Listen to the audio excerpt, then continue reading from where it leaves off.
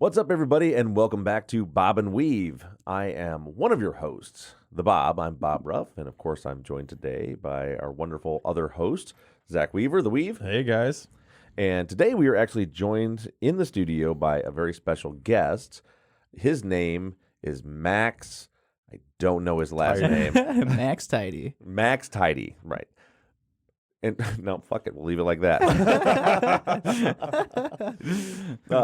So Max is he's a couple things. One, he is Zach's cousin. Yep. Yeah.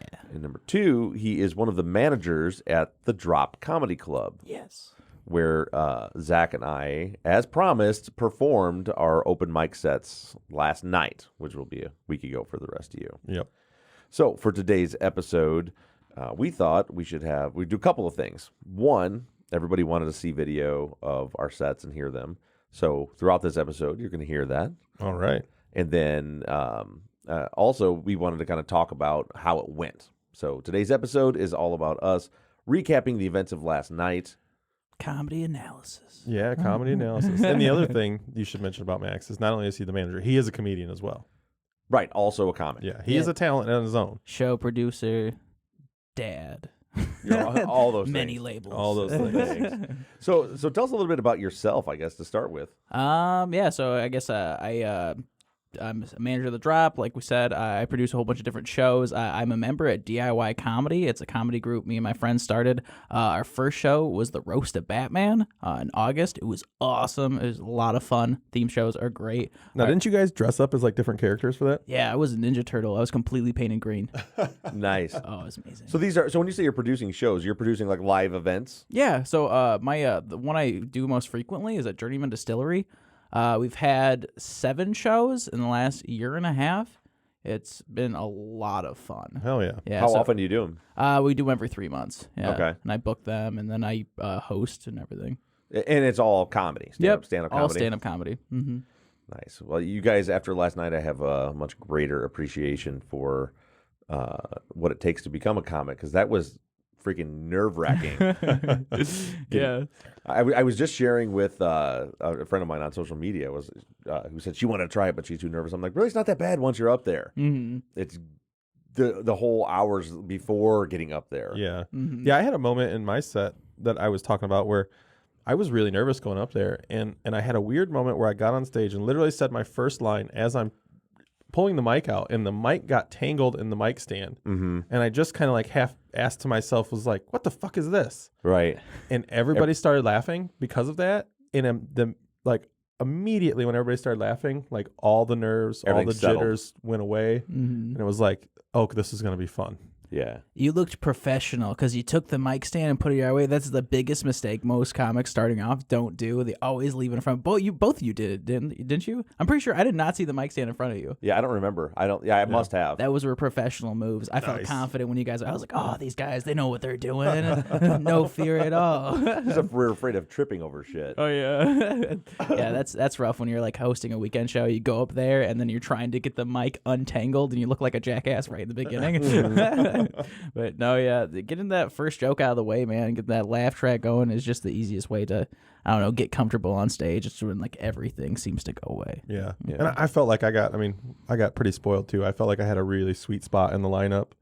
Like I was like 3/4 of the way through the lineup. So it was like people were really like awake and ready to go by that point. Mm-hmm. Right. I was pretty happy with where I was. That was a long mic, man. Yeah. Yeah, we've had so many packed lists as of recent. It's just like, with like shouts out to the crowd for staying there, you know? Yeah. Like I guess maybe because I've just been doing it for so long. Like I've been doing that. I've been going to the Drop for 3 years. Uh-huh. So it's just like, all right, every Tuesday, 20 comics, let's do it. It's just like after a while, it's like a lot. But Is that the list? It's always up to 20? yeah, we're doing it like because we didn't have that many people come out for a while, but the last like 5 months we've had a full list like almost every Tuesday. Oh, that's awesome. Yeah, no, it's great, man. And the full room was nice. That was one thing I was worried about. Matter of fact, we invited a bunch of people we knew because it was like, I first time I've ever done comedy, obviously, but I've done public speaking for years, and I'm just the type, I feed off the crowd when I'm doing a speaking event, and I was like, God, if it's a dead room, I'll just crumble. Like what we were talking about, like you got that first laugh. That was my biggest fear. That's why I changed my first line.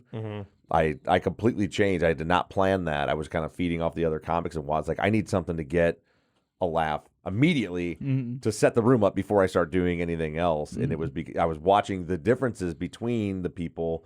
Like Zaq did that and got a good laugh right away, and you watched his confidence come up, and the performance went well. And you saw a few other people who, when their first joke didn't land, it's like, oh, like you could tell they felt it. Not that they didn't pull out of it, but you could tell they were feeling that. That's what's rough too. Like that's the best way, honestly, to do it. Especially like if like you were saying, like it was a great like full room. If it's not a full room and you go up there just trying to do your material, like it's instantly like disingenuous a lot of times. Right. So like to like go up there and just like make a quick quip about the last comic that went up or anything else like that makes the set like genuine and like if the audience isn't like, okay, this guy is trying to act at me with like his lines and everything else like that. So that's definitely a good.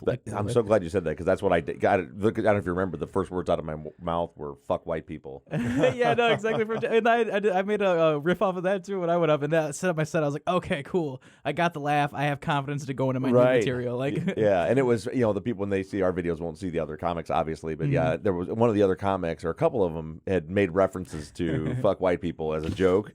They were obviously not white people when they did it. Yeah, so that's how I started my set with "fuck white people." Right, it was good stuff. It was awesome. But it was just I don't know, that for me it was just I was really getting a feel for the room. What I did on stage was nothing like what I had planned to do on stage. It just like throughout the night I was just learning, watching other people go. It's like, oh, that works, that doesn't work. And then also a lot of my material was eaten up by other comics before me. And so I was like, oh no, I can't do that now. I can't. They just did a bit on that. I can't do that bit. So it was like just wheels turning the whole time through the process. That's so hard. Like even until like even now for me, going there and then hearing somebody have a similar joke premise or anything else like that and being like, oh, do I stick to my material? Do I do something new? Do I try a new bit because of this or because it's a good room, because the room seems dead? Doesn't matter. It's even this long. I'm constantly trying to figure out everything until the moment I step on stage. Right. Most of the time it's just like, dude, I was freaking out because a big part of the premise of my original set that I wrote was I'm getting old. And I know that because of this Tinder scene, because my brother did his bit, and it was nobody my age, nobody in their 40s wants to do anything to do with Tinder. And I had this whole bit about how people my age, and then 3 fucking comedians that were over 40 years old before I got up talking about how they are on Tinder. Yeah. And I was like, shit. That is a super overdone premise in comedy at this point now. Like the last 3-4 years, ever since Tinder came about, that's a huge thing like comics will say, especially if they're like going to open mics every night in Chicago or something. Yeah. They're like, okay, another Tinder joke, Yeah. I like your premise a lot, not like coming at you at all, but yeah, no, I'm sure it was. See, for us, it was genuine because like the story my brother told it was a true story. It's hilarious. I loved it. And it's one of many. So like I've never dealt with Tinder before the last month. Yeah. See, and for me, it worked exactly the way I wanted it to. Is everybody had these jokes. Everybody had, oh, I'm single, I'm fucking bitches, and I'm out here, and I'm doing this, and I'm like, I'm a dad, and I got these idiot kids, My wife was really upset with me for my regular sex comment. I love that. But you'll hear in a little bit. But she's like, why do you say that? People are going to think that we're just having like missionary sex or something. I was like, no, I'm just saying we're not having Tinder sex, baby. It's just regular. People are going to start calling us vanilla. Right. So one thing that I want to talk to you about is not that this is a route that I'll ever go down, but I don't know. I know my brother was like, and Freddie also were super interested in this. So what does the path? So you are now at a place where you're getting paid to be a comedian. Yes, I am. That's because I produce my stuff independently. Okay. And so DIY comedy, that's the entire idea behind it, is do it yourself. Okay. So make your own opportunities. And I get paid with the shows I produce, and I get paid for being a manager of the drop, but it's nothing. I get paid in stage time, basically. Oh, and like gotcha. here in this area, we're the only comedy club in 2 hours in any direction. Right. So that's super valuable. And the club isn't making a profit either. They're basically a non-profit, honestly. We just do Really? it so we can have actual headliners come through on the weekends. Nice. I'm getting booked for different things. Like I got booked for a show in Detroit at the Independent Comedy Club. Okay. So it's a really slow grind to actually make any money in comedy. I know great comics that would not be able to make a living off of what they're doing. Right. Got yeah. that ramen diet.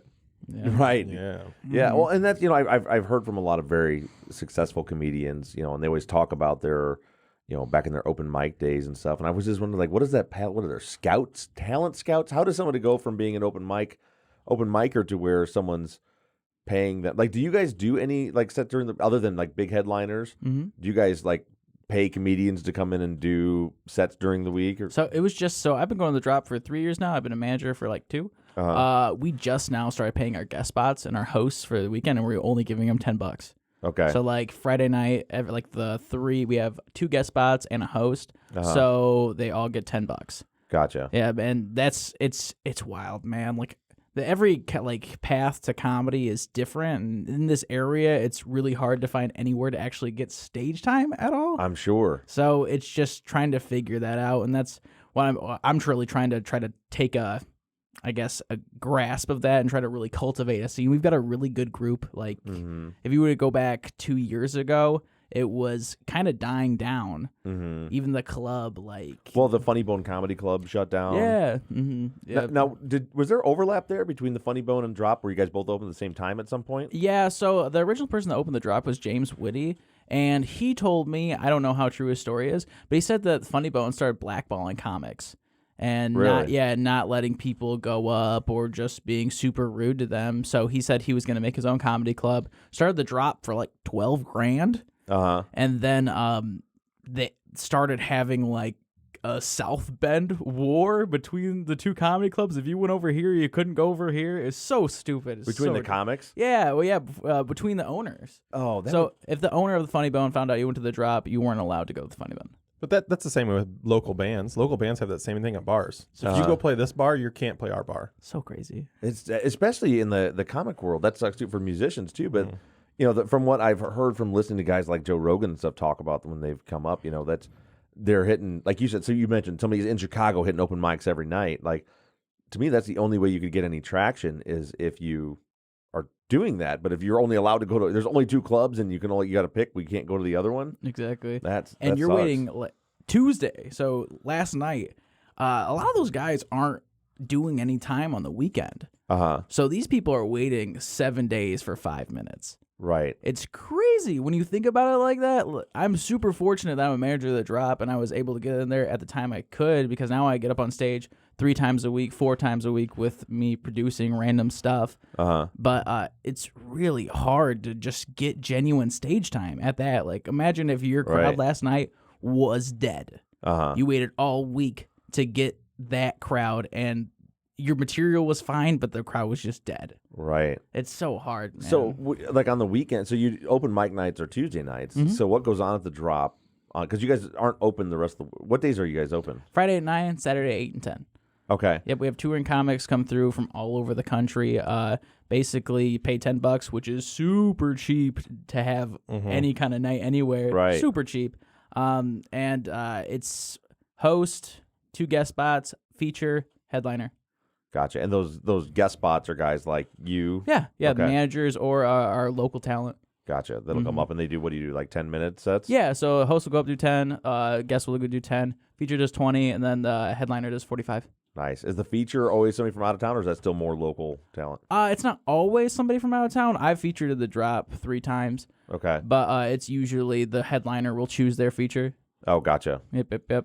And the drop's really interesting because thankfully we're so close to Chicago, and I think that's why it works, because we're not bringing in people that are really drawing crowds besides maybe someone like Felonious Monk. Have you ever heard of him? Yeah. Yeah, so we have Felonious come through once a year, and he's great, and he's a draw, but still, it's not like his shows are selling. His 10 o'clock show, there were 7 people for that. Oh wow. Really? Yeah, 100%. How did the biggest name in comedy do a few days ago? Kostaki. Oh, I don't know. I wasn't there for it. Apparently, they had a pretty good crowd, Did but they? Yeah. yeah, they didn't say it was like huge.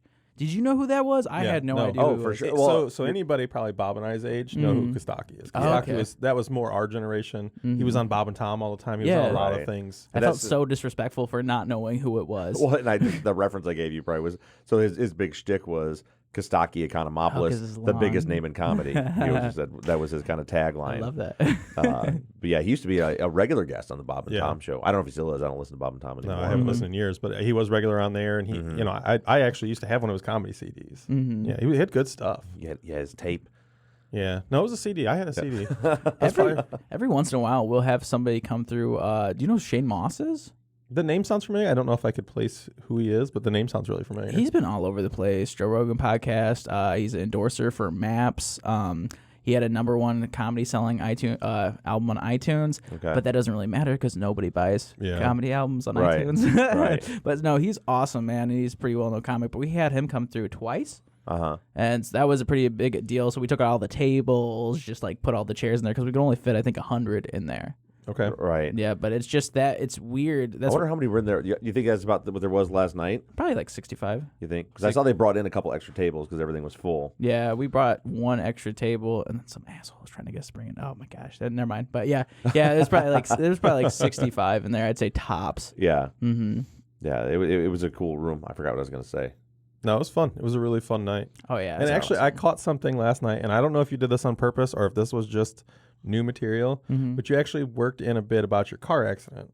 Oh yeah, And you and I had encouraged you to do that. So Yeah. I was stoked when you started talking about it. it's funny because the beginning of that bit, because I talk about the car accident. Yeah. I have a whole 6-minute bit that's just about the car accident. Man, I want to say I'm happy to hear that, but I mean, it's like, it's a horrific thing to go through to be in a car accident and to do this, but I'm so happy to hear you have a bit out of it because I know when we talked about it, I was like, dude, you need to make that a bit.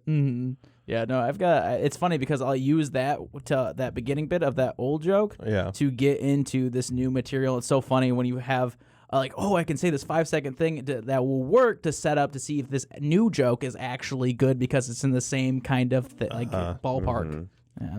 So what do you have? I mean, is your goal to be a professional comedian? Oh yeah, I've only wanted to be an entertainer since as long as I can remember. Okay. And I can't play a guitar. I don't have any actual talent, so I'm gonna just talk into a microphone, and I love it so much. So what for you? Like, what does that path look like for you? Like you're a pretty motivated guy. How do you see yourself getting to where you want to be? So, like you talk about, like Joe Rogan talking about comedy and everything else like that. I listen to a lot of comedy podcasts from like older seasoned comedians. And they're all people that are touring and stuff like Right. that. So they talk about things like right when stand up comedy wasn't really that popular and everything else like that. Now we're in this huge stand up comedy boom. Right. And I go into Chicago as much as I have to hit different mics and stuff like that. Doing comedy for 3 years and getting as far as I have, actually getting paid like okay amounts of money for a Friday night show, it's pretty much unheard of. Right. Like besides certain cases, and going to Chicago, seeing that grind is just like, like I don't want to have to go to all these mics that aren't even that great. They're not good rooms with good audiences just to get a name in Chicago in that sense. And Chicago's not a place that gets, like people are known for having crazy careers out of. Right, if that right. makes any sense. So that's going back to DIY comedy is just producing my own stuff until I can get booked other places, and that's already happening with the independent comedy club and stuff like that. The hardest thing about comedy is having people believe you can fill that 45-minute spot, that 20-minute spot. Right. It's such a slow grind to get to a feature, like doing 20 minutes for the headliner. Yeah. So it's just trying to it's patience in that sense, and Right. understanding where you at, what you can do. So it sounds like things have changed a little bit in the industry where it used to be. I would assume for you, you'd have to go to move to Chicago and hit those open mics every single night. Exactly. And for the people that are doing that in those big cities, like, is that what happens? Is some club owner or something sees how well they're doing the open mics and offers them a Yeah, a longer spot? kind of. With bigger clubs like the Laugh Factory, it's really hard to get on there in that sense, and like just getting. But like, Helium Comedy Club just opened in Indianapolis. That is a huge comedy franchise and a very, very good club. But you have to get booked for the open mic. You have to message them a month ahead just to get on the open mic. And then if you just something goes wrong, you have a bad day, you go up and have a terrible set, it's like, okay, when's this club gonna see me again? And they're not instantly just gonna book you. Right. Yeah. It's really hard in that sense. That's why I'm really fortunate for the Drop, because that's a club made by comics for comics, run by comics. Yeah. You know, so I wouldn't having that leverage in that sense is a really big deal. Saying like, oh, I'm a manager here, I can get you a guest spot, or having my own shows, let me see, Felonious, I'm trying to book him for a 45-minute set, and that's a big deal having that leverage. You know, you talk about things going wrong. I don't think people understand that in comedy. And I'm not a comedian. I'm a fan of comedy. I know how that goes. But like you said, things can go wrong. You could do the same set for different crowds, and one can totally bomb, and the next one you could absolutely murder, and nothing would change. It's just all how the crowd feeds it. 100%. And like I said last night with the host, like it's really important. I take a lot of responsibility for that. As much as I host, I want to make sure that the headliner and the feature and every comic after me has a good room to go up in. I take that very seriously, especially with trying to take on as much responsibility, trying to cultivate this comedy scene as I have been. Right. So it's like you have to set people up and think about other people in the room and try to get the crowd into it. It's a big job, the hosting job. Oh, yeah. I always compare it to being a dad that's got a bunch of kids that you just work for all the time to make sure they can get into school, and they come home and there's no food in the fridge. Right. Going to a cold room, that's exactly what it is. Right. But it seems like now we're in this. I say all the time, like it's such an amazing time for the independent content creator right now. I was a fireman, and I make my living in this room now in my backyard. It's amazing. And so it's not like what you're doing is breaking those norms. Like there's ways for you to get your material heard by more people. You know what I mean? Very easily. If you took those the sets that you did and get a decent camera and a decent mic like we stuck up on us last night, so you can hear you pretty well, and put it on, put your sets up on YouTube, things like that. It's a cool time that anybody can break out, because it seems like you pretty much got to be from a city like Chicago or New York or LA in order to really make a name for yourself, because you've got so many places to go work sets out. Yeah, no, 100%, man. And like, seeing this, I envy this like crazy, because I've only been doing a comedy for like 3 years, and I really haven't tapped into the online like YouTube market at all. And I'm really trying to push myself to get into that, analyzing comedy, talking about it, or anything else like that, because it's this huge thing that I'm just completely letting slide past me in that sense. There's a comedian named Andrew Schultz that's like that. Yeah, he's amazing. That is completely independent. Like everything he puts out on his own. Like doesn't have Netflix, doesn't have Hulu. Just like literally it's YouTube, and puts all his own stuff out. Right. Puts stuff on iTunes on himself. And he's killing it.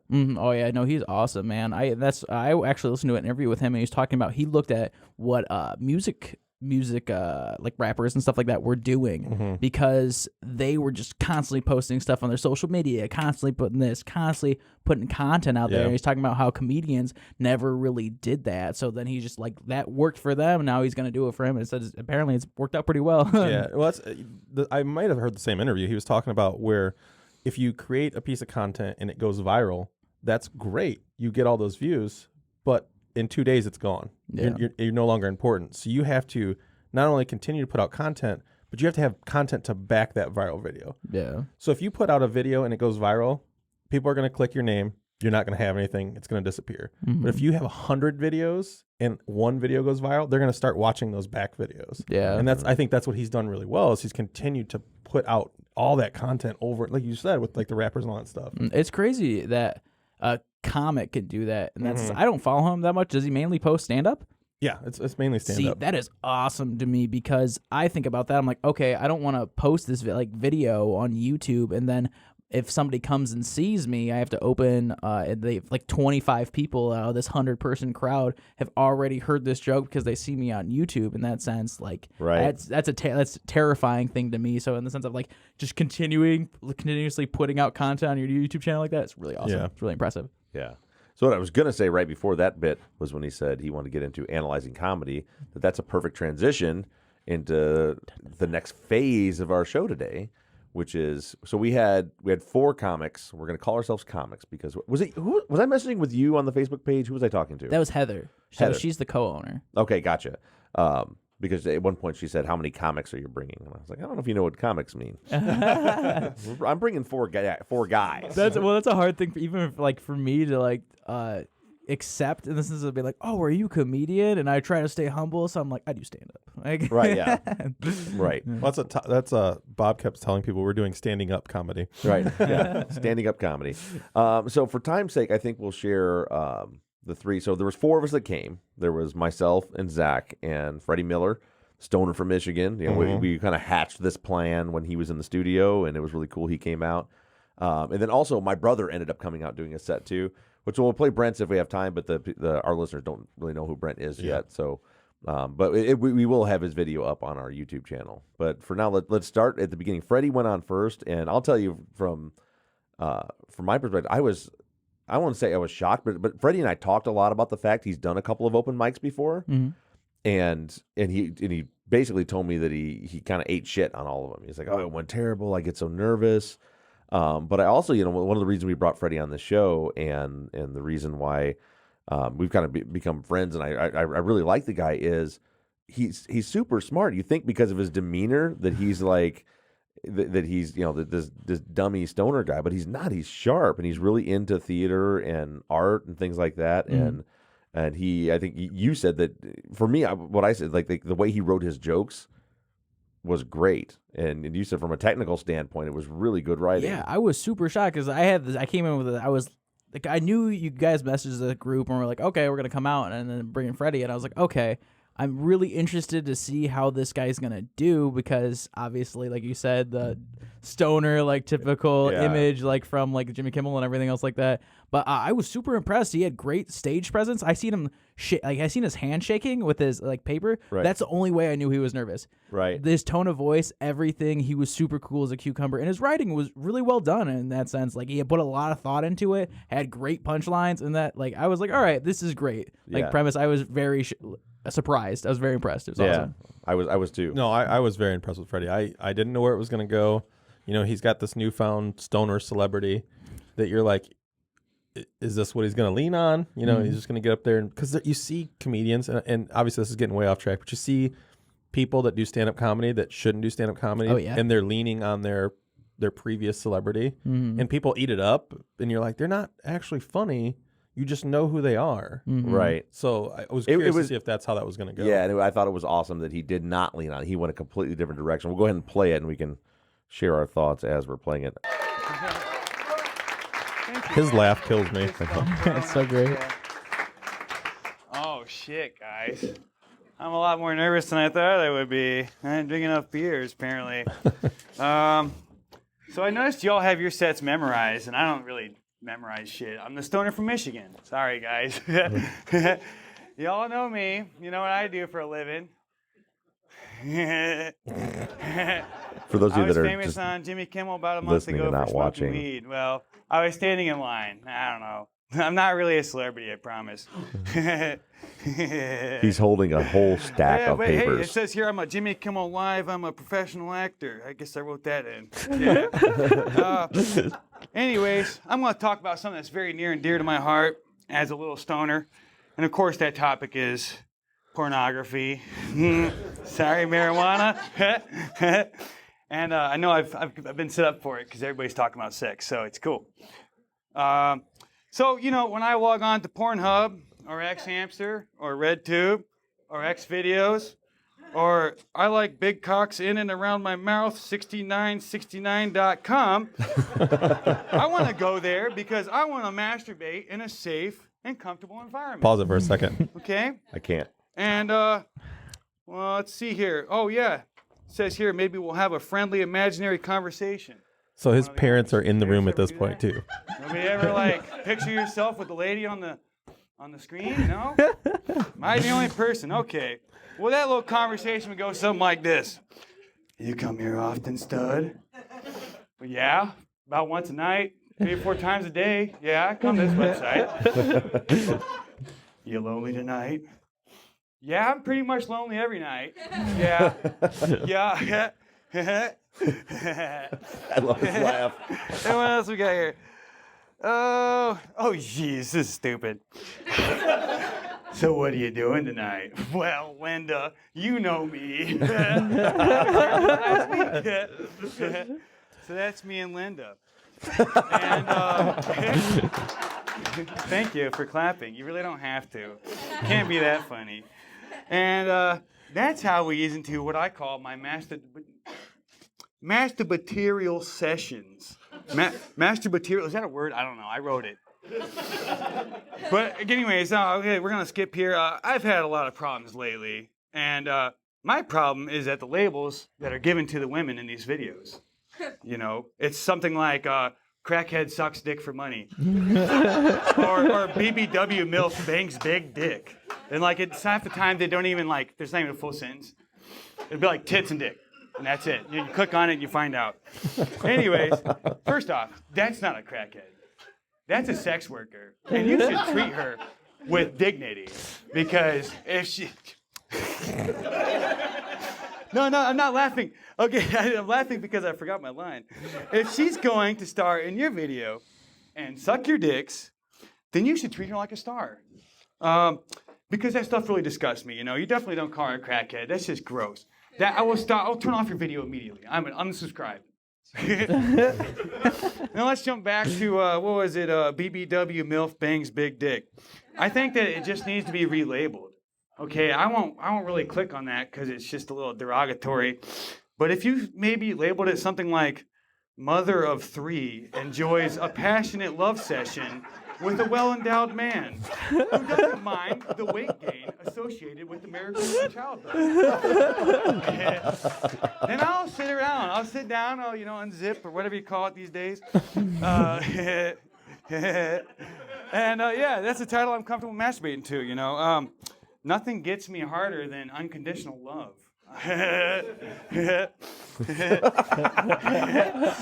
Speaking of unconditional love, my mom's in the audience. Hi, Mom. Sorry, Mom. And some of you might think this is a little weird, talking about your sex life in front of your mother, in front of a live studio audience. That's what I call them these days. But I assure you, she already knows. She knows very well I don't have a sex life. I live with her. So, no, and I haven't had a girlfriend in 8 years, guys. It's been, 8 years. I don't know. I just don't do that shit anymore. It's too emotional, right? Like, fuck that shit.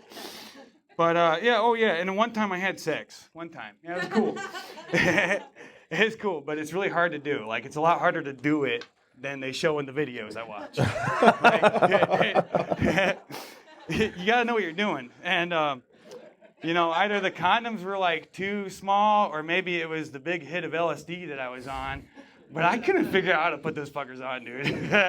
I went through 3 condoms before I just sat there and looked at it. What are we doing again, man? Oh, yeah, there's this weird thing on my pee-pee. Yeah. Okay. So, after like what seemed like ages, it was probably like 10 minutes. We finally did it. We did it. We sexed, or whatever you call it. I don't know. I'm not really good with this stuff. And, I might try it out again, but probably not for like another 28 years. That shit's too hard. In fact, I'll probably just stay at my mom's house and maybe become a serial killer here. Yeah, dysfunctional, right? Yeah, what do you get when it's across society with this something? I don't know. But actually, guys, I wish I'd written more because y'all have been super receptive. And I'm actually out of sex jokes. Serial killer, yep. Okay, that's it. Hey, thank you all. You guys all have been so funny. Thank you. What? Thank you. Good job. Thank you, man. Way to go. That's Freddie. That was I loved in the beginning when he was talking about the porn websites and like him having the conversation with them because something that I think a lot of people do when they go to something like a sex joke or anything I think is really typical is like the instant like vulgar like so this dick and like you know what I'm saying the guy at the end if you might have noticed he was like the all the American Pie movies became a person like the B-list ones not the good ones yeah. But what I liked is that he took this like innocent kind of look at that like how's it go well coming here often like right. with Linda I think that's so awesome and I think that's such a great tool to talk about something dirty is to come out from a genuine and like kind of innocent way. And I love something I always find really funny in that he did in his writing is like the name Linda. Mm-hmm. I always say like to me something is always funnier if there's like a little bit of specificity to it instead of just like I was talking to this lady but giving Linda a name just something that simple made that joke that much funnier for me. It's crazy how random things like that have so much emphasis. And I have several jokes like that too, like "Come on, Randy!" Like, right, and it always kills. It's like, why? Like, why does that do something that? about throwing a name in there? Yeah, it makes it personal. Yeah, part of my bit that I didn't get to had to do with pulling out ear hair. Which, by the way, don't ever try to do that. When you get older and you get hair in your ears, your ear hair is attached to like your cerebellum. So when you pull it out, it like yanks your head all the way out. But scary. But anyway, in that when I was writing that, it went from head to brain to I think I had written down like it's attached to your medulla oblongata. Just like I always think it's funnier if it's like if it's really specific, like too specific, like awkwardly too specific. Yeah, no, I get what you're saying. That's hilarious. I was thinking about the whole like was it By Boucher scene? With the medulla oblongata. They got too big of a medulla oblongata. No, Colonel Sanders, you're wrong. No, it cracked me up. I love the fact that his parents were in the room too. Like that's some rough material to bring in front of your parents. Man, I had to do like dirty ass material in front of my parents so many times at this point. She's like, all right, this is nothing. You guys know what I am. right. It was well, and he used it very well, like the way he used his parents in the room. It's like, speaking of unconditional love, my mom's here. Yeah. Right.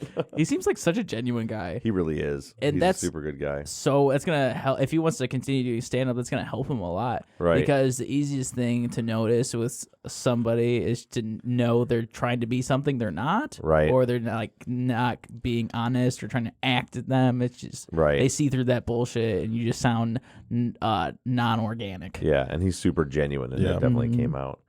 I changed my mind. We are going to play all four of these because yours doesn't make sense if we don't watch Brent's. Right, you have to watch Brent's for mine to make. So I loved his set. I did too. I'm super excited we're watching this. So what happened is we're gonna put up. So this is my brother.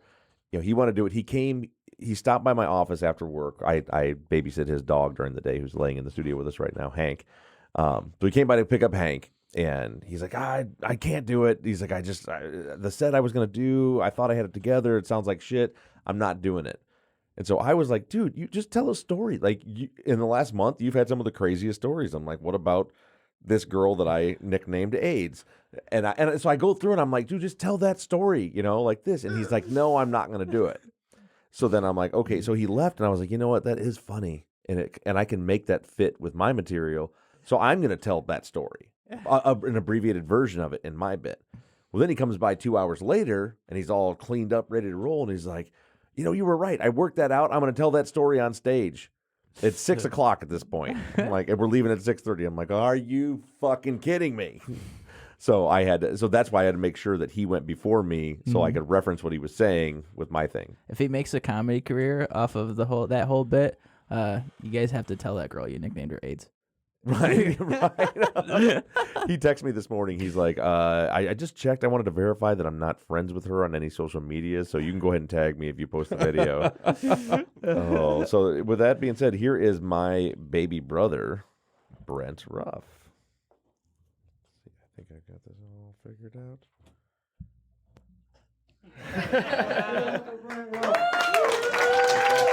Appreciate it.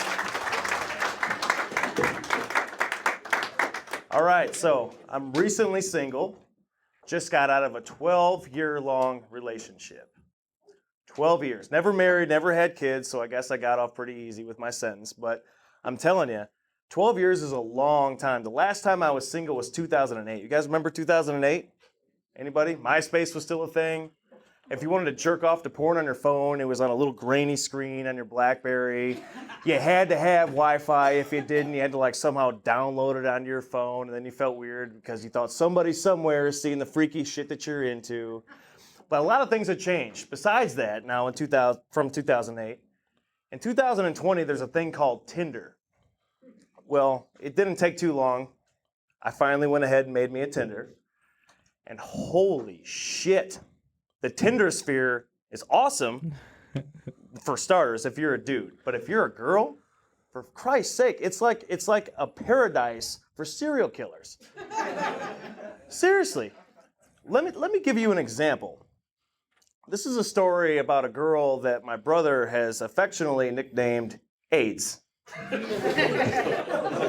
So sad that this story's true. Hear me out. So I made a Tinder, and I'm like a mad dog in a meat house. I haven't been single in 12 years. I'm ready to get after it.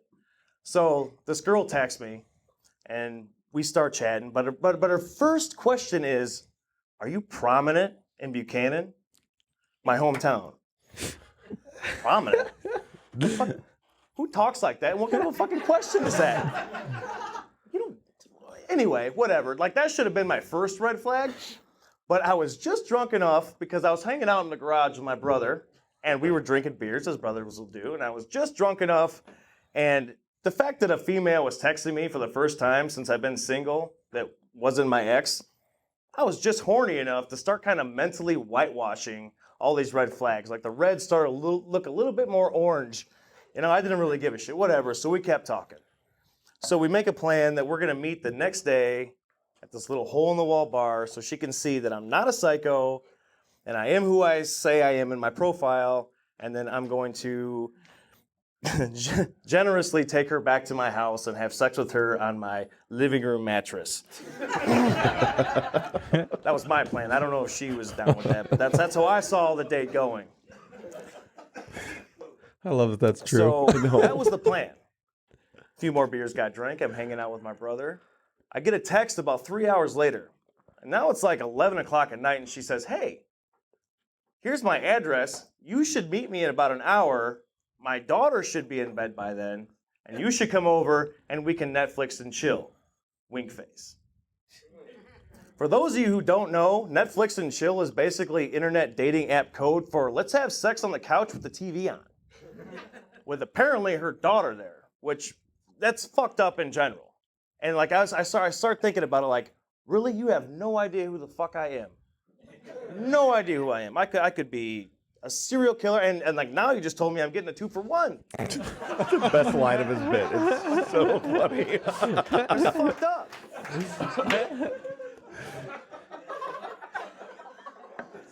So in my head, I'm thinking, obviously, this girl doesn't even know what she just did. She gave me her address.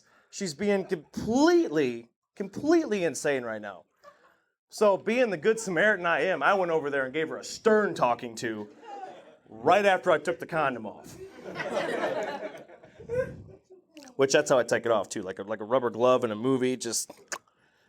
But turns out taking the condom off is when I realized this probably wasn't her first time doing something like this.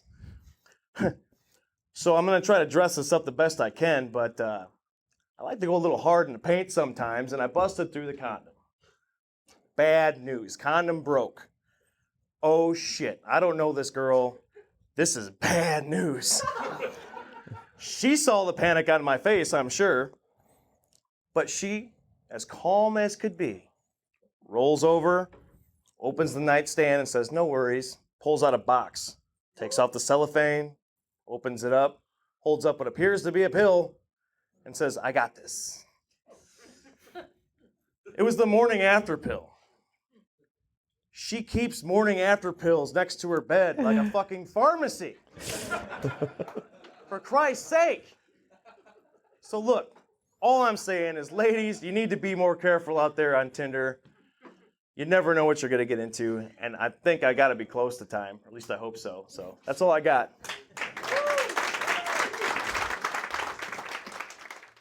So weird. I just instantly went because I almost clapped. right. We're just so used to doing that now. It's funny. The sad part, every word of that story is true. That's so awesome. Nothing is exaggerated at all. That 2-for-1 line, man. When he So hit good. that, I lost it. Yeah, that was solid piece of business. So that played out. It was my birthday actually. He was here and he's like, this girl wants to hook up with me, and I'm like, dude, she just wants you to come over there with her daughter there. Like, has she lost her fucking mind? He's like, well, it's not my daughter. I'm like, I know but she should not have you doing this because you're a fucking serial killer. You could be. Yeah, you ain't wrong. Yeah. I took. Yeah, I was like, hey man, moms need to get banged out too, but Not with strangers with their daughter home. I do not you're wrong. condone. I can see that now. But it was, so then he's afterwards, it's the first time he's been with anybody since his ex. So he was, he's trying to convince me in the following days that she was good news as I was suggesting that she was bad news. And I was like, so when the condom ripped off, like she wasn't concerned at all? And she's like, nope. She just pulled it out. She keeps morning after pills in stock in her nightstand. That's so awesome. That's all I'm thinking. I was like, dude, you're gonna get AIDS. You're gonna die of AIDS. That's what's gonna happen because any woman that has no problem inviting a complete stranger into her house with her child at home and keeps morning after pills in stock in her nightstand, it's not the first time she's done this. So awesome. Right? At least she's prepared. There was no fear. She's trying to put his mind at ease. Like she's the Right. real hero here. Right? She really is. That's awesome. As the old man in me, that was my concern. Is like, if she's that prepared, then that means she's having unprotected sex with lots of dudes. I just think about her as like the guy in the situation where she's like, yeah, I got this, Yeah, and then no he's problem. like leaving, and she slaps him on the ass, Right. like later, toots. Yeah. Just jump up and down for a few minutes. Yeah, You'll be exactly. fine. You'll be fine. That's great. He's a good storyteller. Yeah, he is. That's a great like skill to have, Mm-hmm. and like with stand up, because I am now like with my accident bit, like we were just talking about. I had to go back because I haven't done a story in a long time, and I've always thought I was a pretty good storyteller, but I was like, okay. Like, I have to figure this out, and it's so crazy how, like, in the sense of comparing that to your regular material, how you're just like, I have to make this situation funny, but I have to make this funny situation into a bite-sized thing where I can, like, convey this well to a crowd. That's what's so impressive to me with comics that are able to do that. So, because for me, like, that's probably my strong. Everybody I've talked to about before I went there, they're like, "You'll be fine, you're funny." But I'm a storyteller. I'm the guy who, when we're drinking at a party, will tell funny stories. But I could not figure out how to take any of these funny stories and cut them down to 5 minutes, and then lay a foundation for it first.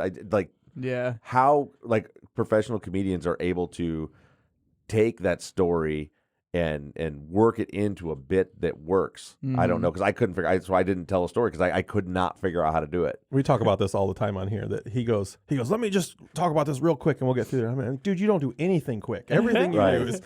Yeah, no, it's hard to, especially that 5 minutes, man. Like That's trying rough. to set up, like, okay, so this is why I was here, and this is what we were doing, and everything, and then to get to the funny part of the story, but you need all this other stuff that goes along with it. Right. You know, it's so hard to be like, especially if you're doing comedy consistently and just doing the open mic that's once a week. You're like, okay, now I have to wait. I have to waste 2 minutes of my time trying to set this up for this thing. You know. Yeah, and that's what my thing kind of ended up going off the rails a bit because I was I'm a technical writer, not a comedic technical. I mean, I write scripts for a living, and so I want to always have. I have on our storyboards out there for our episodes the 3 acts.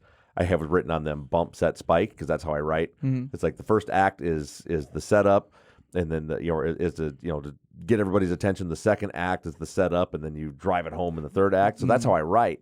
And it was like, how do you do that in 5 fucking minutes? Yep. And as you'll hear when we get to mine, I didn't. Bonus points. But next up on the agenda was Zachary, who was he was by far, you were so confident. I was getting so mad at him yesterday because I'm texting him through the day. I'm like, dude, you nervous? He's like, nope, I'm good. Like, Yeah, he's great. I guess I'm an asshole then. He's like, are you taking note cards? I'm like, nope, I got this. Nope. Yeah. Oh, yeah. Yeah. And so I didn't bring note cards because he said no, he's got it without him. I didn't really need him anyway, but. Oh, so you didn't? Because what did you say that you were like? Oh, I didn't know it was okay to bring a notebook up here. Yeah. It's so funny. That's like everybody's like, oh, comedians have to go up there and bring up a new set every time or anything. It's like, no, we gotta work at this, man. Yeah. We gotta go back to our notes, man. Right. The thing with me that we talked about notes. The thing with me with notes is, I know that I can't read without sounding like I'm reading. Yeah. So I know that if I bring notes up, I'm going to end up reading off of them, and it's not going to drive as organically as it should. Right. Mm-hmm. So Bob is really good. Bob can fucking pick up a piece of paper, and you'd have no clue that he's reading something because he can just like put the emotion in it, put right. And me, I'm like a computer, and it would be, I have to do it like that. It's so funny. This is slightly off topic, but it's on. So last night, you guys probably don't know this. I did a storytelling show 10 minutes before I came to the drop. Is right down the road. Oh, no way. I didn't know Yeah, that. something I've never done before in the sense of like telling something that's one serious from my own life and like telling it in story form. So I went up there and I was trying to do it like a stand-up set and it did not work. No. Yeah, because I was trying to make it organic and seem like that, but with that, I had to like read it straight from the thing, and it took me a minute to figure that out. So the beginning was super choppy and didn't Right. work because I'm waiting for the feedback from the audience. You're but not that's getting it. Yeah, Yeah. that's not how it works. So I was like, okay, just stick to your material and then read it. And then it was so much better when I did that, and I was like, this is completely out of anything I've done before. It's so interesting, Dude, so I was in the UK last year doing a speaking tour on the West Memphis 3 case from the other podcast, For Truth and Justice. And my first event, I had actually done this speech a couple times already in front of big crowds. And in the first couple minutes, the whole first presentation, I think it was in Newcastle, UK. It was flat, and I was dying. I mean, when I write, especially when I speak, it's all about that feedback from the audience. And then I got done, I was like, that bomb. She's like, oh no, everybody said they loved it. I'm like, I got nothing. Jokes fell flat. Serious thing, like no matter times where people will clap, and she's like, oh, they're British. They don't do that. They're like, that's just not a thing. We don't do emotion. But I had to like through the course of the tour, I had to figure out how to get the audience into like by literally saying like, listen, I'm American, so I'm gonna need you to laugh when I tell you to laugh, and clap when I tell you to clap, so that I feel better about myself. That's so interesting. Yeah. That's awesome. That's so weird. I've never even thought about that or heard that, like going somewhere else and they wouldn't give you that feedback just Right. because. And how of that. shocking it is, like it was Yeah. to you, because it jolted me. I was like, I suck. Apparently, I thought I was big shit. Yeah, I exactly. suck. They don't give a damn about what I'm saying. It's so hard. Well, like I talk to people that are do music, and they're like, okay, the difference between comedy music and why they don't work usually in the same like setup. If you're gonna do like music then comedy, you can play a song for 2 minutes, completely fine. Everybody claps at the end. Comedy, you're relying on that feedback. Right. And if these people think they can just talk during the song, and then somebody with stand up goes up there and you don't get that feedback, or it's like they're talking the entire time, just doesn't work, man. Right. Yeah, it's so weird. We'll talk about that after my clip, but I have something about that with the Yeah. feedback, All right. Well, let's get into yours. which is why I want to watch the clip first, because I'll talk about it afterwards. So you Yeah. get what I'm talking about. Yeah, Zach did. Again, he was very confident. Did a good job. Wrote his set, and it seemed to me. I want to know when we're done if you ended up going off script at all, because it seemed like you had not a script, but you were bullet pointed, and it was like you had your setup, your transitions, and it was like boom, boom, boom, boom, boom. It was like perfect when you did it. Give it up for Zach Weaver.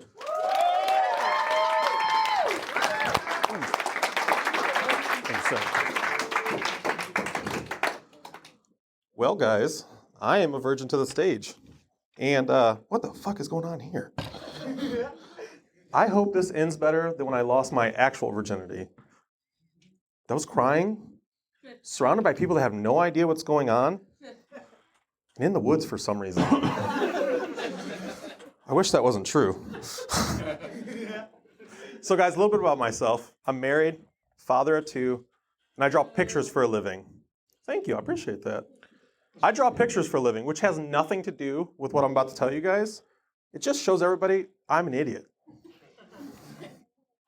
So, like I said, father of 2. I have 2 boys. These 2 knuckleheads are night and day different. I mean, peanut butter and jelly different, water and moonshine different. My oldest is like a Formula One race car.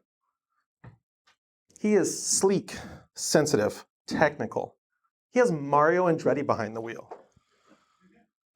Granted, he takes a little more maintenance than the younger one, but he has all the style, all the elegance, all the grace that is Formula One. My youngest, on the other hand, demolition derby. Just a junker, just rough and tumble. Got drunk Uncle Bob behind the wheel, just crashing into shit. And just like demolition derby, he doesn't stop until shit's broken and there's some sort of liquid on the ground. It's a good line. That's great. Now, my wife, on the other hand, is a saint. At least that's what she tells me.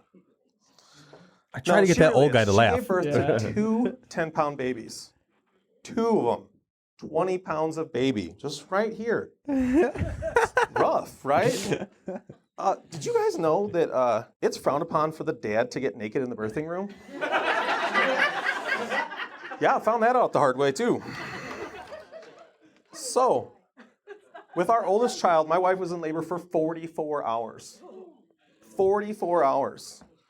That's a full work week with 4 hours of overtime. 44 hours of no sleep, 44 hours of hand-holding and head rubbing. Now, I tell you all this to paint the picture that I'm a good husband. I'm mediocre at best. Don't get me wrong, guys. I don't beat her or anything, but I couldn't tell you the last time I actually heard what she was saying to me.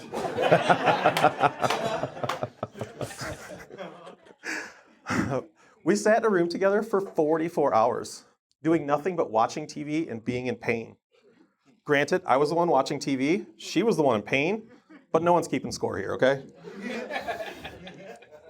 Speaking of TV, do you guys remember Comedy Central and they used to play uncut material like late at night? The Chappelle Show, Uncut, is hilarious. Our nurse did not think so. Apparently, when a tiny Mexican woman walks in on a heavily tattooed white guy, watching what she thinks is an infomercial for black white supremacy, it's alarming. 44 hours. 44 hours. That's a long time. That's enough time to watch the entire Harry Potter series twice. So after 44 hours of labor, the doctor finally came in and decided it's C-section time. Now, if natural childbirth is a routine traffic stop, C-section is a SWAT team raiding a drug house. It's aggressive. So if anybody knows anything about a C-section, you know that I was allowed to be in the room with her, but I had to wear scrubs like the doctors. So as they wheeled my wife off to get ready for the SWAT raid, the nurse eyeballs me, leaves the room, comes back with a set of scrubs that I can only imagine would fit Andre the Giant. These things are huge. She hands them to me and says, "Here, put these on." Now, before she can get the word "here" out of her mouth, I have ripped off my shirt. I have ripped off my pants. Now, I'll stop right now to tell you something. I'm not a fan of underwear. So in this moment, I am standing completely butt naked in front of this tiny Mexican, possibly Guatemalan nurse. The same nurse that walked in on my rally just a few hours earlier. And with the disgust on her face, she said something I'll never forget. "Sir, we only deal with vagina. No penis here." Thank you guys, that's my time. Another thing, real fast. Shouts out to you guys for having your time down. Except for me. For some But you did a little over, didn't you? Big-winded Bob. under? Yeah. What is Over, it? yeah. Yeah, it's whatever. But like getting your time down is so important. I remember the first time I went up, I did 3 minutes and 30 seconds, and it took me so long just to get the 5-minute time slot. Right. Yeah. So I was just noticing at the length of the video, all three of you are like right at 5 minutes. No, I when I had ran through mine, I ran through it multiple times with a timer, and I was always at like that 4:30, 4:40 mark, and I'm like, there's some pause that's going to be there as well that I'm not accounting for. You know, I think this is good. And like we talked about with the feedback before we watched the video, there was times that like, as a comedian, I don't know, you know what I mean? And I'm sure you don't know this either. Well, I'm sure you do know, but you don't know where the laughs are going to be. Oh, yeah. You have an idea of where the laughs are going to be. So like at the beginning of that joke, I made the whole ordeal about Sagan being a Demolition Derby. Mm-hmm. And I thought that's where the laugh was. Yeah. Was when I said Demolition Derby. And then I came in and said, he's a junker. I love that. And that's where it was. And that's where it blew up. Now, I mean, I thought that part was funny, but I thought the first part was where the laugh was going to be. I mean, you could even see, like, I paused. You know what I Right. mean? Because Yeah. in my head, I'm I like, was like, oh, swing and a miss. Oh, shit. yeah. and then I said, just a junker, and then it blew up. And I was like, oh, Yeah. all right. Mhm. So that was really strange for me to like, you have a guess of where the laugh should be, but you don't fully know. Yeah, that you know that NASCAR bit I did last night? Mm-hmm. The part where I said, what was it? When I say, oh, that's still a car accident. And Mhm. I never expected that part of that joke to get laughs. On the Saturday show, it killed for some reason. It's just like it wasn't a punchline, but people yeah. thought it was hilarious. And it's Yeah. so weird how you can randomly have random hits like that with Yeah. something that you're not even trying to make funny. Yeah. So on the time side of it, so I did have a routine worked out, timed over and over and over again, and I was shooting for 4 minutes and 30 seconds. I figured with some pauses for laughing. If things go well, I'll be right around 5 minutes. And then as I don't work off a script real well, like when I do public speaking. Like so, what I wanted to bring written is literally just it was like a note card with like 4 words on it, Yeah. just to be like you go from here to here to here to here in case I lose my place, which I didn't bring up there with me. But yeah, then as I was like, I much prefer to work a crowd when I'm speaking, but I'm so uncomfortable doing comedy. But I was just like watching everybody else go, and I'm like, okay, that's working. I can't do that now. So you guys just heard Brent my brother tell his story about the AIDS girl. That was the first minute and a half of my bit. And then there was more on Tinder. That's how I know I'm getting old. But then there was 3 guys that were older than me talking about how they were using Tinder. Are you just glazing over my shit right now? No. What else do you want to say? We were talking about timing. Or We broke down everybody else's stuff and then literally watched mine. And he's like, all right, now we're going to talk about my shit. What I wanted to know, and this was, I was spawned from You years- also don't have to be nice to me. Just so you know. No, that's what. So I was gonna want to know from both of you. But what I was thinking about with Zach said. So what did you do to get prepared? I just mentally ran over it. Just continually ran over it and over it and over it and over it. Did you write it Just down? mentally? Yeah. So you just mentally went over it? Yeah. What did you do?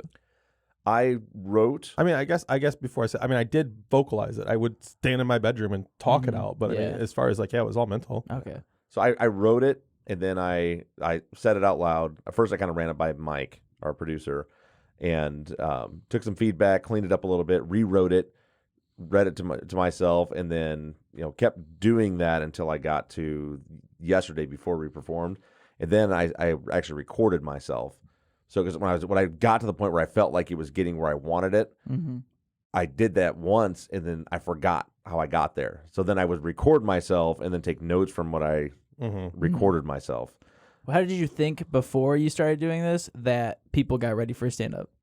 Well, I would assume that people wrote, actually write it down, and kind of build off of it, and that's what I did is I came up with the whole principle, and then if I would come up with something, I'd text myself, you know what I mean, like a Quick bullet point. quick bullet point of like, oh, this is funnier to say it like this, like I had a hard time getting into the reason that I was watching like the Chappelle Show.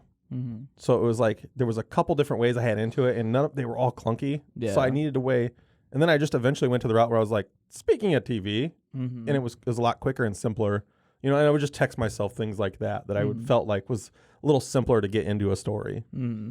Like I think this is so interesting because I talk to so many comics all the time, and a lot of my comic friends, I ask them, how do you get ready? How do you do this? What's your process? And so many of them I go up and I talk about it, and that's how I work it out.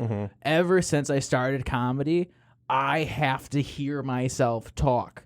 I have to hear the emphasis. I have to work it out in that sense. It's like me working through something in my regular life. I have to talk about somebody with it so I can analyze it and process it. That's how I do it too. I will say not most bits, if it's really like if it's not a story or anything like that, I will talk the entire bit out in that sense. Yeah. So I was just wondering how you guys. No, went I mean, about I guess I did a lot. I mean, first it would be all mental, just in my head, and then there would be a lot of standing around, talking to myself, trying to work things out, and getting flustered. And Same way. Yeah, and one of the reasons I wanted to do this was exactly that. I've always said, like, I love comedy, and I've always wondered, like, how do you develop a bit? Because like I'll have like a premise. So kind of my big challenge, and I didn't get to do it in my set, was I had a premise that I thought was funny, and I was like, how could I write a bit to make that work? And unfortunately, I never got through. I only got through the setup. I didn't get to it because of the time restraints. But I do want to circle back. I didn't realize I was thinking about. I thought we were already done talking about your thing. yeah, we're like, yep, there it was. And now We talked about when you got the laughs when you weren't expecting it or whatever. But I was just looking at the clock. But I just realized that with the time, it's only 1:20 now. We got plenty of time. Plenty of time. Okay. Yeah, I liked. This is random, and I know you probably weren't expecting like a laugh break there. I loved it when you said the thing about 10 pounds of baby Yeah, right right here. here. For some reason, that just tickled me, bro. I loved it then, and I loved it seeing it again. Yeah. Yeah, I like the Guatemalan little quip. Those little quips like that Yeah. are hilarious to me. Yeah. And the funny part is I was telling Bob this, and this is something, I mean, this is inside ball, I guess, and people, I don't know if they're going to find it funny or not. But, the part of the joke where I was talking about getting naked, like that was true. I was naked in front of the nurse. But that's not the way it actually happened. Was over the course of time, I'd taken a shower while I was there, and I didn't have any clean clothes, and I didn't put my underwear back. You know what I mean? It was like this, but that's clunky. That's not funny. Yeah. So by saying that, like stopping and just saying, I'm not a fan of underwear, it still paints that same picture to me, and got there without having to. Got there quicker too. Got there quicker. Oh, and that's a huge thing about comedy is trying to trim the fat when you're trying to tell a story in that sense. Yeah. It's so important to try to take out unnecessary filler words or anything else like that. Yeah. Yeah, it's definitely something you have to like look at a lot, and a lot of times you'll have to go up there, do it, and realize that you have to cut that out. Yeah. And I put some safeties in there for myself. First of all, I think it's funny to repeat the number. Like I repeated 44 a lot. Yeah. Through the course, but that I also built that into my head as a safety net of that, because I kept repeating it, that if I got lost, I could go back to it. And it felt like I wasn't, you know what I mean? Like I had all these extra 44-hour things that I had stored away that it's like, Go back there and reset. If I get totally lost, I can go 44 hours. That's so that was another thing I tried to build into it. Yeah. The fat trimming was something that I was really picking up on yesterday as my final kind of preparation. When I was like, there were parts of, through the kind of the second phase of my act, like I would call it the second act of my act, where I was like, this is really funny when I'm hanging around friends doing it, but when I was trying to make it into just a bit, it was like there was too much there, and so the whole middle section got trimmed down to like, was just gonna be 15 seconds, just a quick mention, and then move on to the next thing because it just didn't work. It was that process of just whittling and whittling and whittling and whittling down. I have such a hard time doing that with stories. Like my accident, man, there's so much that goes into that. So trying to find that, it's just like trying to take all that out when you need the specific part, but it's just not really that relevant. But it is relevant because you need it, but it's not. It's just like, jeez, man. And so for me, like that's my kind of comedy is I like stories. I don't think I could go up and do like what you guys do and write bits, like what I mean? Premise. Write 5 minutes worth of stuff, like mine, if I do any more, it'll all be stories. And I feel like I can handle a story. I feel like I can make a story funny, but I couldn't do a premise probably. I mean, I could probably do a premise, but like. You could do a premise. I feel like anybody can do stand up, man. Yeah. Not Thanks. true. He just said I was a monkey. He's like a fucking monkey could do stand up. But no, it's funny you said that because that was exactly. I told you before I was like trying to find the story and how to condense it down. But the other thing was I wanted to challenge myself in doing this to do a premise. I wanted to figure out if I could take that premise idea I had and actually write it into a comedy bit, not telling a story. And so that was one of the big challenges. Well, that's a hard thing too, is because now you're not taking something from reality.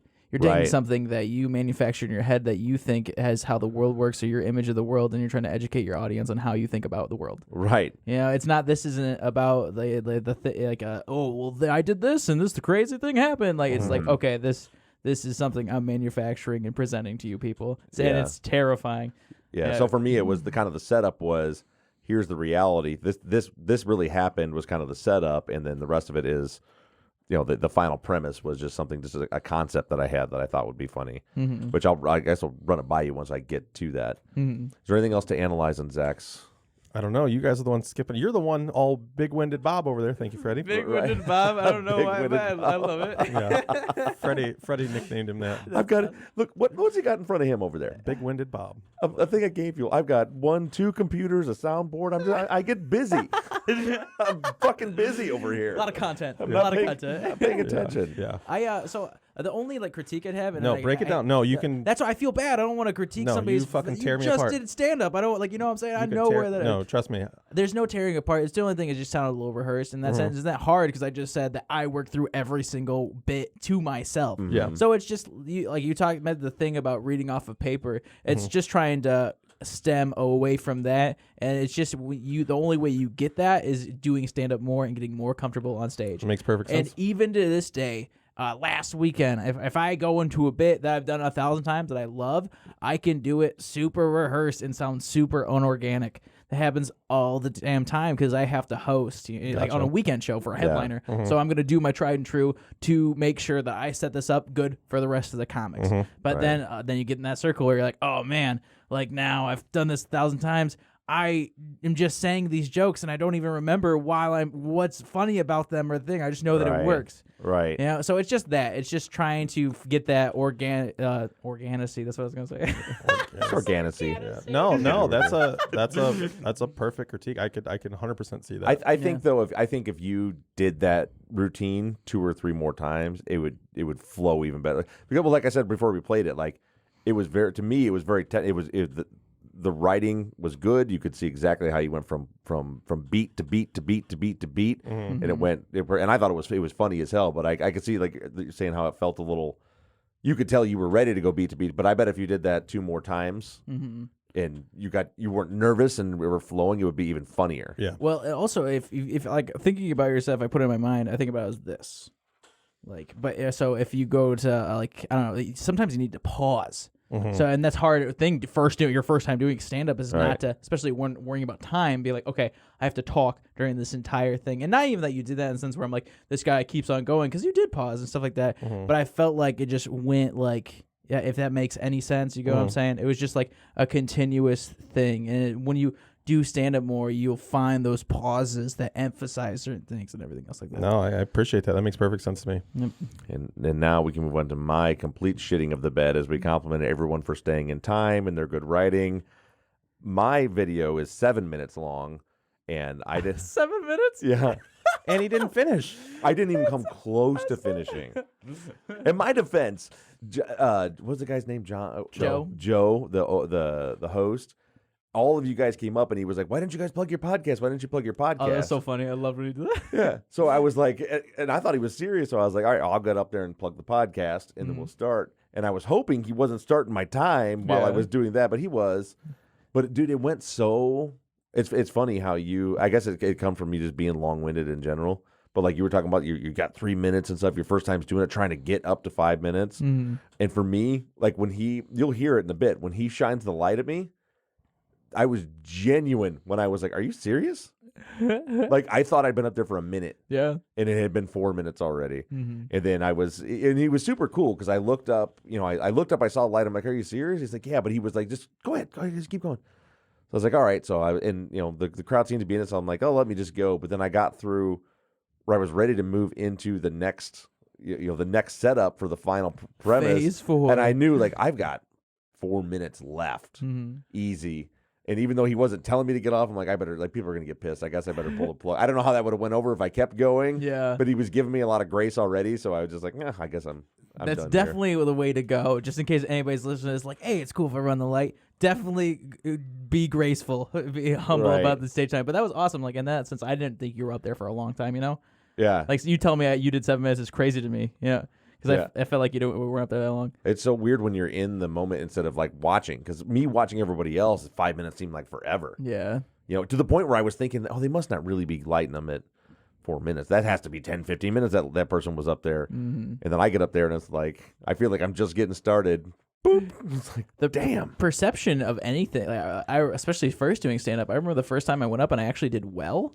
I went up and I felt like nobody laughed at all, and I Yeah. recorded it. That's another. It's super important to record yourself. But that's I was like, oh man, I feel like I just did terrible and everything. And I got off and everybody was like, good job, blah blah blah. And I looked at my video. I was like, oh, people were laughing. I had no idea. Because I was so nervous, my ears were Right. just turned off to anything. Like and in I- a tunnel. Yeah, and I wasn't used to public speaking, so it wasn't like, oh, okay, feeling the vibes of the crowd and everything. I was just like, Right. okay, I have to figure out how to do this and do it. And, Right. Yep. So that's crazy. Everything gets percepted. So as I'm ready to go up, I was basically in a panic. I was thinking, that's not going to work. That's not going to work. I'm going to change that. And the last words I said to Mike as I stood up to walk up there was, fuck it, I'm winging it. And so this was, fuck it, I'm winging it. Let's give a big Drop Comedy Club round of applause for Bob Rupp. Thanks, Mark.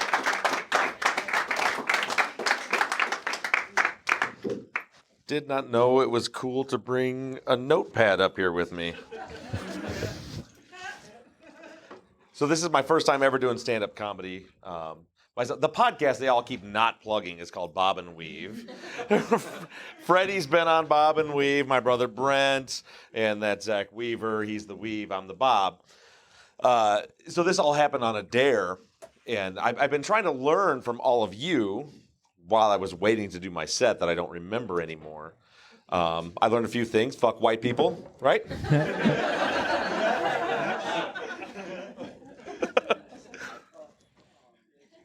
So my brother sort of fucked me here because he came into my office this afternoon before we came to the show, and he said, I'm not going to do my set. I just can't do it.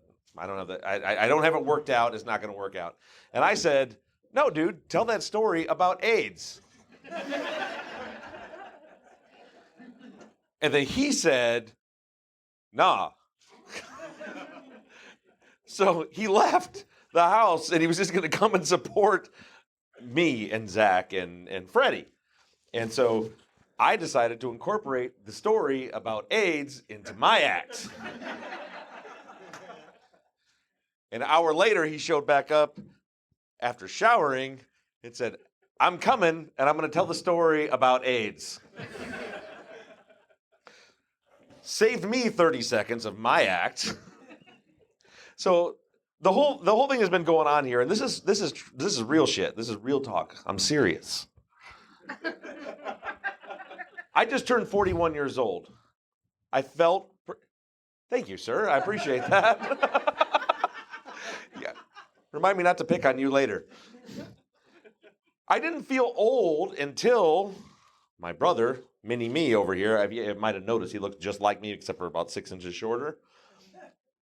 Got recently single. By the way, he's 10 years younger than me. His name's Brent, but we call him Mistake.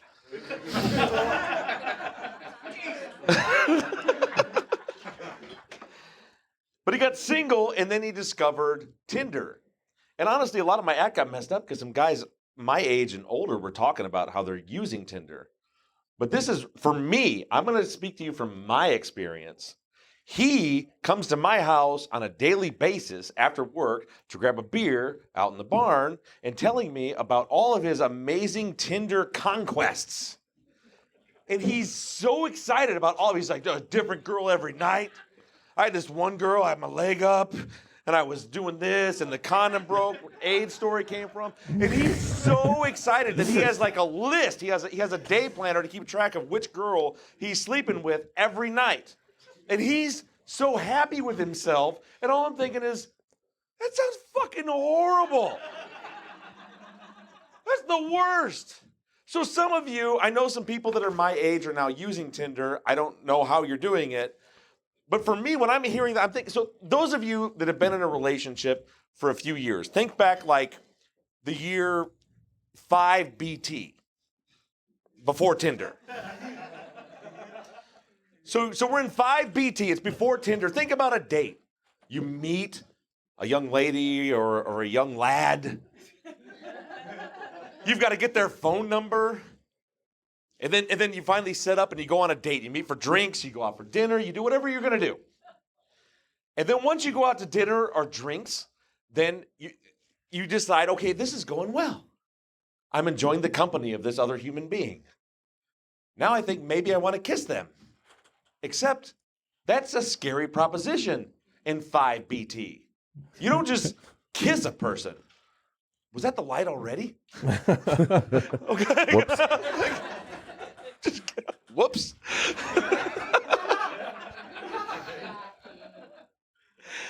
You don't just kiss a person in 5BT.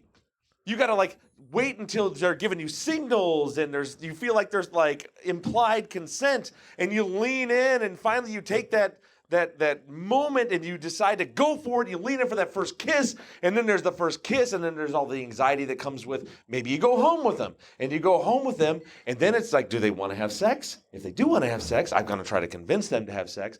If they do want to have sex, how do they like their sex? I know how I like my sex.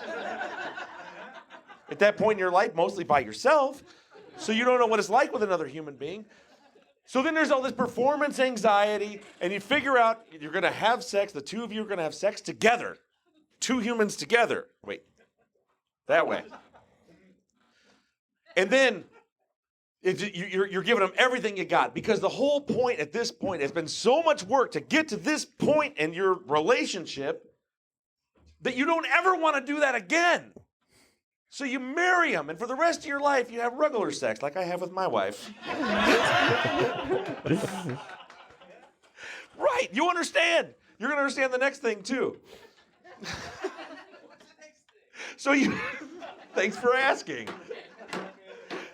So you just have, you have this sex, but you just want to make sure they're impressed enough to have sex with you again so that you can have a relationship, so that you only have sex with this one person forever, so you don't want to ever go through that bullshit again, ever. Because when he's telling me his stories about this girl that wants him to come over on after they've been tweeting or whatever they're doing for an hour with her daughter at home, I was like, no, you go have a talk with that girl. Don't fuck her. No, thank you. Go tell her, stop, you're going to get serial killed. Your whole body goes to shit when you get old. Was that the light for real? Because I got another... We'll wrap this up then.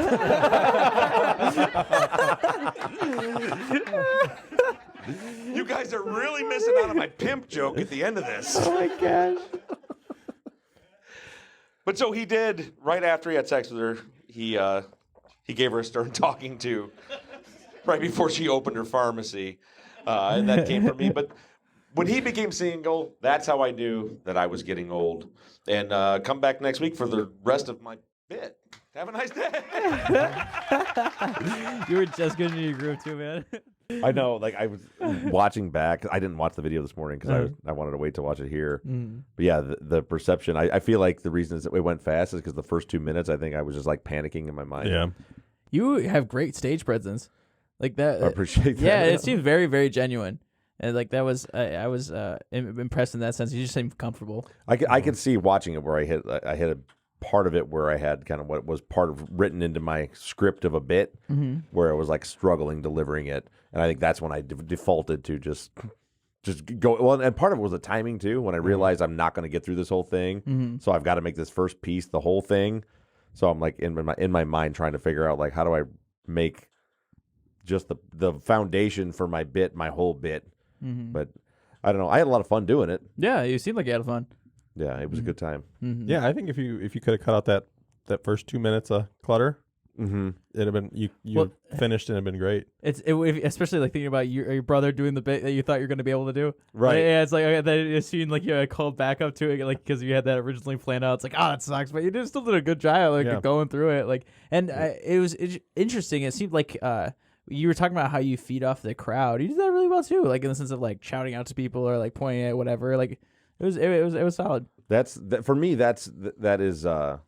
I think that's why I can never be a comedian because for me when I'm doing public speaking, that's when I'm in my groove. Is when I'm having some back and forth with the audience, whether I'm teaching a class or whatever, but getting that feedback where I can interact with them. Yeah. Because if I'm just reading a script, I get really. Not a script, but if I know exactly what's coming next, then it becomes very mechanical. Yeah, it kind of depends. You have to find your ways to make that fresh. and to Right. keep that genuine to yourself, whatever it is. Just now, I am now being able to be confident enough to do crowd work and stuff like that. I'm this far in to stray away from material or go off and find your way back to your material. So it's just like feeling the vibe. Drop is super special. The drop is very special because it's so tiny, so intimate. The stage Right. isn't up here and you're like talking down to people. Right. It's like right there. So that's the perfect place to like figure out how to get those vibes of the audience and like actually figure out how to do that with them. Sure. Yeah, I really enjoyed it. Is anybody else sweating to death in here? Or is it just me? No, you're nervous. It's hot in here, I'm not. I'm slightly moist. but it is hot. Slightly more. Right? Yeah, I'm a little bit. I'm not having hot flashes. No, you're all right. Well, that was awesome. So I'll run the rest of my bit by you. What I was gonna do. Do it. I'm not gonna do the bit, but Do so the bit at me. Act at me. the premise was one day I was hitting my speed bag in my basement, and I was like, "How funny would it be if you were like in a gym?" But this was where the premise came from, and there was like a pimp hitting a speed bag, like reaching back and big old backhands, like, oh, "Where's my money, bitch?" So that was the whole premise was built off that. So to get there, it was like I'm getting old. My brother's thing, which was supposed to be 30 seconds, not 7 minutes. That's how I knew I was getting old. And then I was moving from that into your body starts going to shit. And then so that the middle piece was going to be that, the beginning of the downward spiral starts with a little spot of urine about that fucking big right fucking there. Which you might even know about because you're too young. Yeah, he doesn't know about that yet. Yeah, when you hit about I 30. don't understand. I am 12. Right. But it was like this quick little bit in the middle where it's like when you get to be like 40 years old, your urethra is like betraying you, and every time you finish peeing, you take a step away and it lets one little drop out on your underwear. And then from that into like working out, and then the way I can see now why it would never have worked in 5 minutes. I could do it when I was recording it, but then my plan was then to go from like I'm trying to work out. I don't know why. None of you were like alarmed when I walked on stage because I looked pretty much like what you'd expect a 41-year-old man to look like, a little overweight, but I still work out. And then I start thinking why I'm bench pressing. Why am I doing this? Like when would I ever use this motion in my life? Come to think of it, why would you use any of it? And then I say something about a lawn care guy. Then I'm like, well, I talk about the speed bag and how boxers don't even do it, and like you're never going to see. You never saw Muhammad Ali doing this, the George Foreman. And then it was like, well, you know what? There's one. The final close to it was going to be, well, there's actually one profession that could use that speed bag. And a little guy in the corner wearing a fedora with a feather in the top, just over there going, "Where's my money, bitch?" Oh my god. And that was going to be my closer. That was going to be it. When you said the pimp joke, I was like, is he using that as an adjective? Like his joke's pimp, or is it like a joke about a pimp? It's a joke about an actual pimp. I didn't know if you're gonna go like Guy Fieri on me, like that's gangster. This chicken was gangster. That's what I thought was happening. All right, my faith is restored. But that's when Mike kept saying he was so pissed off that he didn't get to the pimp joke because that was the whole that entire bit was built around that premise, and I never even got close to it. It's so funny how like did you feel like so you started with that premise and then you're like, how am I gonna get there? And then you're like, okay, well I'm gonna start from here and go all the way, and like everything else came together that way. Right. Yeah, it's so crazy. How that Yeah, happens, it was man. fine. Like I would have loved, like for me, because I have the exact opposite problem of most people that are like nervous to talk for long periods of time. I'll talk and talk and talk and talk. Like so for me, it was like, give me 15 minutes. You give me 15, I can tell a great story. Yeah. But I bet I couldn't have got that in 10. Yeah. But it's because, which I didn't realize till watching it back, the first 2 minutes were, I had a couple little quips that got the people laughing, but I was plugging the podcast, and then I was like explaining to people that I didn't remember my bit and that I couldn't do my bit because of the stuff I wasted 2 minutes explaining why my bit wasn't going to be what it was supposed to be. Yeah, riffing off of your brother's set. Yeah.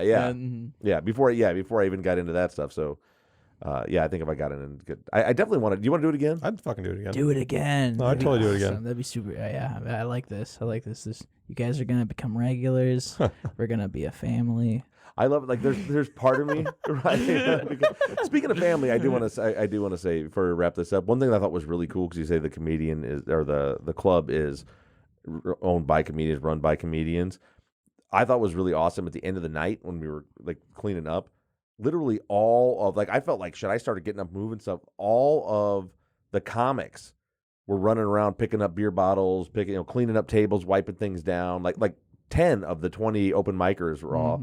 Like that is fucking cool because I know they're obviously not getting paid. They're not, not working there, but that they all pitch in to help clean stuff up. It really does feel. It doesn't feel like you're at a business. Yeah, well, and that's because the Drop's a different entity from the Dewdrop restaurant. Right. So like at the weekends, we're in there busting everything and getting everything figured out and whatnot. We don't get paid for any of that, but it's just we have such a good group right now. I'm telling you, from when I started going there till now, we have such an awesome group, man. And in the sense of like a supportive community, our comedy community is so supportive. If you go to like Chicago, there's a whole bunch of bullshit and a whole bunch of people being this, or like you'll go up and do your tried and true set and it's gonna eat shit because you're a comic they don't know, so it's like fuck this guy. Like there is so much like the I don't know, companionship, is that what I don't know, it's camaraderie. Camaraderie, there we go. It's such a good group right now, man, and the Drop is such a solid place to start stand up for that set. It definitely. I was looking at the room when we walked in. I was like, God, I hope they're not like dicks, like thinking like Zach said, like we're not taking this seriously, or like who are the new guys coming in on our turf, but everybody was super supportive and super nice. Yeah, that was my biggest concern when we went in. Is I just I was worried that people are going to be in there going, oh, look at these fucking assholes that signed up. They're taking time away from people that want to be doing this. They're not, you know what I mean.